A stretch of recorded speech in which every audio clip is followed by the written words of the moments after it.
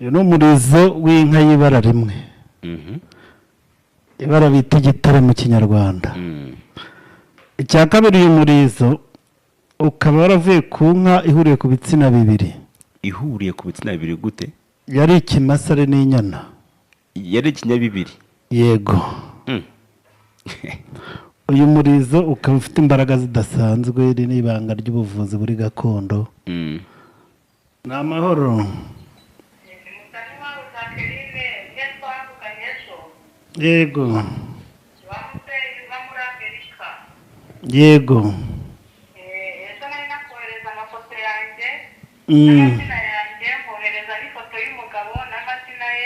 Yego. Ariko hari icyo nashakaga ngo umfashe rwose, na n'ubu ngubu umugabo yagiye agiye mu kazi ari kureba aho amasaha ageze, ni saa 9 z'ijoro. N'ubu ngubu umugabo ntaragera mu rugo. Umugabo wamfashije nkamenya umugabo ahantu ari. Ngufashe umenya ahantu umugabo ari. Ni ukuri mfashe umenya ahantu umugabo ari. Ngaho urebamo hano. Uri kureba hano?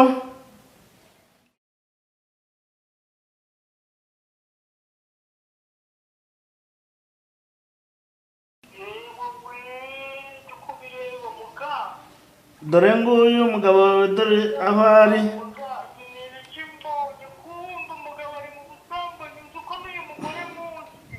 Ye, wamubonye? Uyu mugore muzi koko, uduka umuturanyi wanjye. Ni umuturanyi wawe? Kimugabi ni ibiki koko? Wamubonye?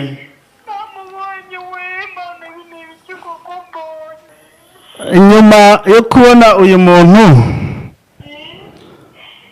urifuza ko nagufasha kindi ki?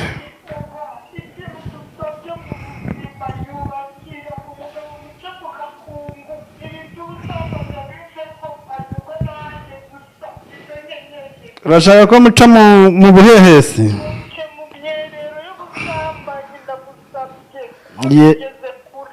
Yego. Umugabo reka mugarure mu rugo.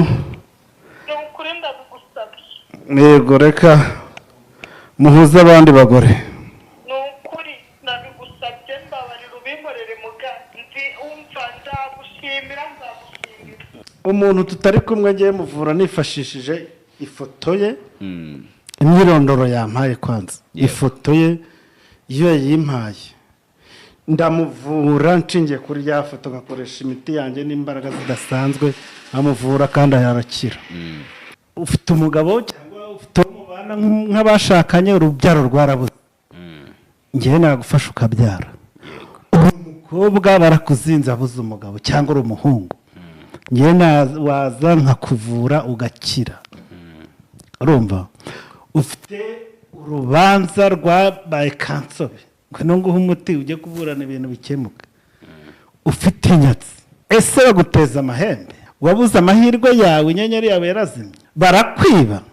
Yego, ikindi kintu gisa nkaho kinakomeye muri iyi minsi, ingo zabuze amahoro, umutekano ukabura mu rugo. Mufite ibiryo, mufite amafaranga, mufite ibikenewe byose, ariko mwabuze amahoro. Ngewe ngwino iwanjye, umudendezo uboneke mu rugo, umugore agukunda, umugabo akunda umugore, abana babubahe. Ese ufite abana bakunaniye, uri kubona bahindutse amabandi ku muhanda kandi babahaye byose, ngwino gufasha umudendezo uboneka. Ese gutera akabariro byabaye kansobe, urugo rurenda guhirima, rwarasenye, ngwino ngufashe. Yego. Ese igitsina cyawe barakizinze kingana nk'icy'umwana w'amezi 2, ngwino nguhe umuti. Yego. Ese umugabo yirirwa kureba nabi ngo ntugize gute uri umugore we kandi hari aho byakomotse, ngwino ngufashe umunezero uboneke mu rugo. Yego. Ni ibintu byinshi, ariko bifatiye ku buryo buri gakondo. Ngwino yewe muntu wabuze urubyaro, ngwino ngurebere impamvu, nimara kuyibona nkuhe umuti. Ngewe umuntu wabuze urubyaro mu mezi 6 aba amaze kugira icyizere cy'uko atwite. Yego. Kandi biturutse ku bipimo bya kizungu. Wowe ukamuvura mu buryo bwa Kinyarwanda. Ngewe nkamuvura nkavuga nti noneho dore nkuhaye umuti, genda iyo wivuza bakurebere ko utwite akajya muri ekogarafi bisanzwe bakabona cyane. wawu mbisubiremo, umuntu uzaza kwivuza iwanjye yego ibyamuzanye ntibikemuka, namaze kumubwira ko birakemuka, uzamamagara amafaranga ya Nyamuhi. ubivugiye ku karubanda bose babyumva ku izuba ry'intangamugabo. okay.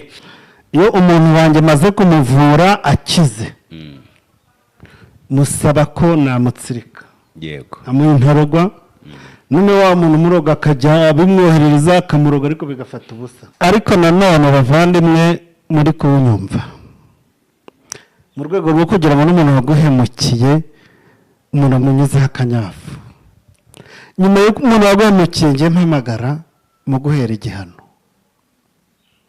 muhe igihano nawe yumva uburemere bw'ikosa yagukoreye. niba umuntu yaraguhemukiye mbisubiremo, mpamagara mu guhera igihano ku buryo atazongera na rimwe